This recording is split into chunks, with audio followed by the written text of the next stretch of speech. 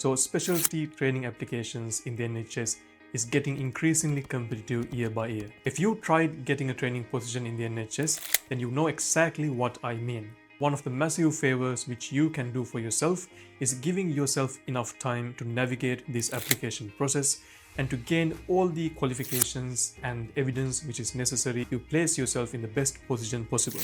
In this video, I'm going to be giving you some food for thought which might change the way you think about the application process and about your future career.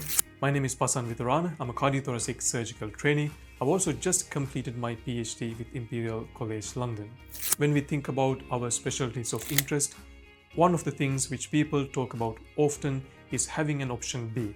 I myself talked about this in one of my previous videos. Having an option B have both pros and cons. The way I saw things when I was going through the process myself is that sometimes it is best to have just one single option and really stick to it. Because the moment you think about having an option B, what that means, it dilutes your focus from your primary specialty of interest or from the option A. What you mean by having an option B is that you don't trust yourself enough that you can go for what you are really keen on or what you are really interested in.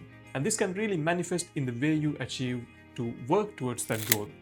Because you always think, if this doesn't work out, I've always got something else which I could fall back onto. And the good thing about this application process is, yes, it might have gotten a bit difficult compared to a few years ago, but it certainly is not impossible. If you give yourself enough time and if you know exactly what you're doing and if you got a good strategy, then it is definitely possible to get a training number in whichever the specialty you want to apply for.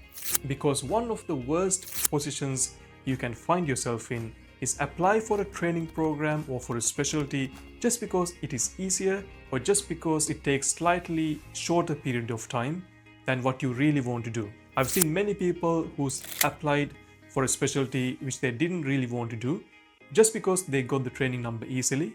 Few years down the line, they've found themselves in a situation where they don't really enjoy what they do and they feel stuck. And you don't want to be one of these people.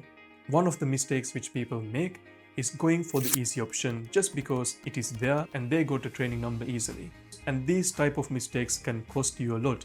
Because when you get a training number, you sometimes change your whole life around it. You might change locations and some people even end up buying a house. If now they find that, look, I'm not really enjoying my job, I'm not getting any fulfillment.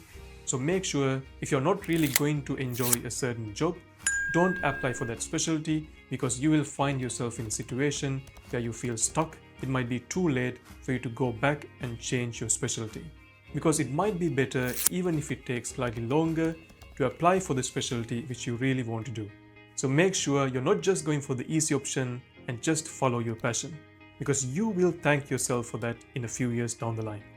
If you want to stay up to date on videos relating to medicine, application, research and innovation, then do like this video and subscribe to this channel. I will see you in the next one.